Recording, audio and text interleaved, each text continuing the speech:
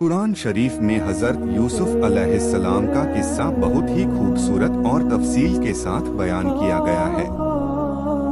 यह किस्सा हमें सब्र, अल्लाह पर भरोसा और इंसान के दिल में पैदा होने वाली हसद की बुराई को समझाता है। हजरत यूसुफ अलैहिस्सलाम अल्लाह के नबी हजरत याकूब अलैहिस्सलाम के बेटे थे। हजरत याकूब अलैहिस्सलाम को अपने बेटे यूसुफ से बहुत मोहब्बत थी, लेकिन उनके कुछ भाइयों के दिल में इसी वजह से जलन और हसद पैदा हो गया। एक दिन हजरत यूसुफ अलैहिस्सलाम ने अपने वालिद हजरत याकूब अलैहिस्सलाम से एक अजीब और अहम ख्वाब बयान किया। कंजुल ईमान का तर्जुमा। सूरह यूसुफ आयत 4। जब यूसुफ ने अपने बाप से कहा, ऐ मेरे बाप, मैंने ख्वाब में 11 सितारों और सूरज और चांद को देखा, मैंने उन्हें अपने लिए सजदा करते देखा। हजरत याकूब अलैहिस्सलाम समझ गए कि यह कोई आम ख्वाब नहीं है, बल्कि अल्लाह ताला की तरफ से एक बड़ी निशानी है कि आगे चलकर यूसुफ को बहुत बड़ा मुकाम मिलने वाला है। इसलिए उन्होंने उन्हें नसीहत की कि इस ख्वाब को अपने भाइयों के सामने बयान न करना, क्योंकि शैतान इंसानों के दिलों में हसद पैदा कर देता है। लेकिन भाइयों के दिल में पहले से ही जलन थी। कंजुल ईमान का तर्जुमा। सूरह यूसुफ आयत 8। जब उन्होंने कहा कि यूसुफ और उसका भाई हमारे बाप को हमसे ज्यादा प्यारे हैं, जबकि हम एक ताकतवर गिरोह हैं, बेशक हमारे बाप साफ गलती में हैं। यही जलन धीरे धीरे एक बड़ी साजिश में बदल गई। कंजुल ईमान का तर्जुमा। सूरह यूसुफ आयत 9।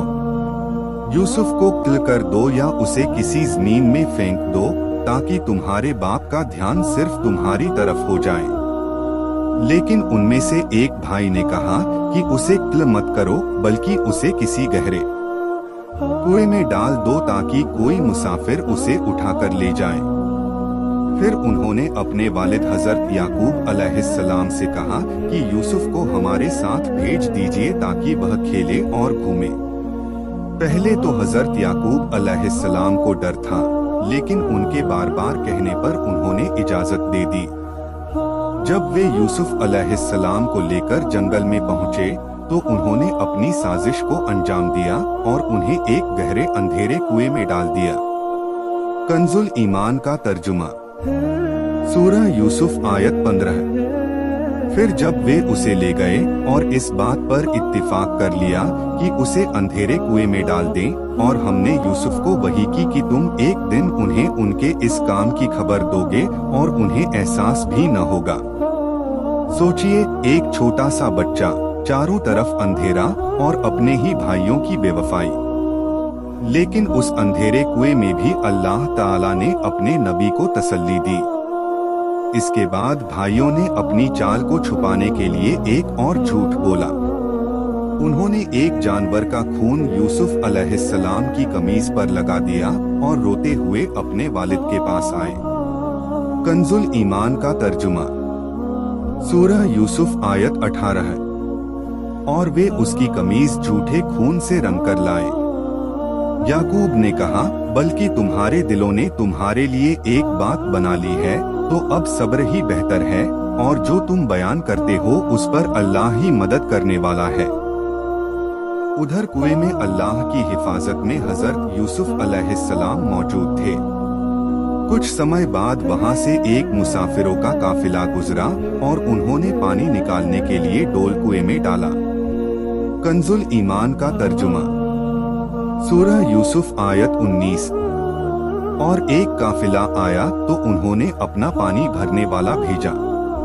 उसने डोल डाला, फिर बोला, अरे खुशखबरी, यह तो एक लड़का है। इस तरह अल्लाह ताला ने अपने नबी को उस कुएं की मुसीबत से निकालने का रास्ता बना दिया। जो कुआं उनके भाइयों ने बर्बादी के लिए चुना था, वही आगे चलकर उनकी कामयाबी की शुरुआत बन गया। हदीस शरीफ में भी नबियों की आजमाइश के बारे में बयान मिलता है। सही बुखारी की रिवायत में आता है कि नबियों पर सबसे ज्यादा आजमाइशें आती हैं, फिर उनके बाद नेक लोगों पर। इसी तरह जामे तिर्मिजी में सब्र की फजीलत बयान की गई है कि जब बंदा सब्र करता है और अल्लाह पर भरोसा रखता है तो अल्लाह उसके लिए मुश्किल के बाद आसानी पैदा कर देता है।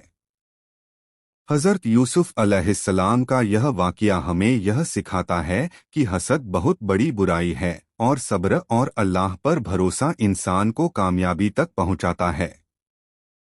इसलिए हमें चाहिए कि हम हर हाल में अल्लाह पर भरोसा रखें और सब्र से काम लें।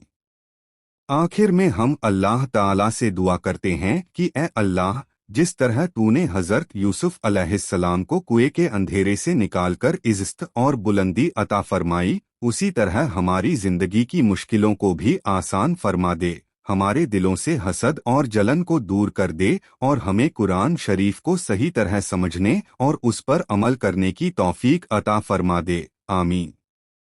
और अगर आप भी इसी तरह आसान तरीके से कुरान शरीफ को समझना चाहते हैं तो इस्लाम की आवाज़ चैनल को लाइक जरूर करें और सब्सक्राइब भी जरूर करके जाइए।